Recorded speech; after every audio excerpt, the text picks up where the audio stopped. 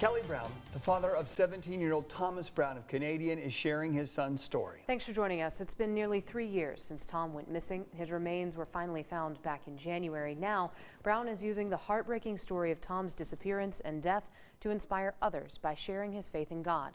That's exactly what he did today at the Amarillo Downtown Kiwanis Club. KAMR Local 4's Kaylee Green has that story. That story topping our news tonight at 10. It's all we can do is imagine. He is walking the streets of gold with the Father, and he is where he's supposed to be. Kelly Brown says talking about Tom's life is his ministry. He took him to heaven because he gave his life to Jesus Christ. Despite everything, Brown says Tom's death has allowed him to see God's work. I'm a father, I've lost my son, all of that's true, and it's heartbreaking, but God has stepped up. I've gotten to learn about him and learn about what he does and how he does it. It's amazing. Brown says people sometimes get wrapped up in the case and forget who Tom was. Tom was a friend to sometime the friendless. Great kid, and not just because he's my son. He's a great actor.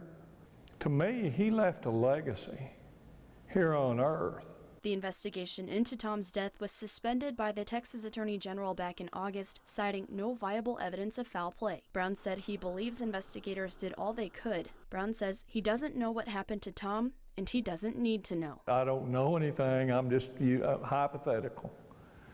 But if they arrest somebody this afternoon, more than likely I'm going to end up in Canadian, Texas, telling them they're forgiven because God asked me to do that. Don't ask me why, because I can't. There's no way I can answer that.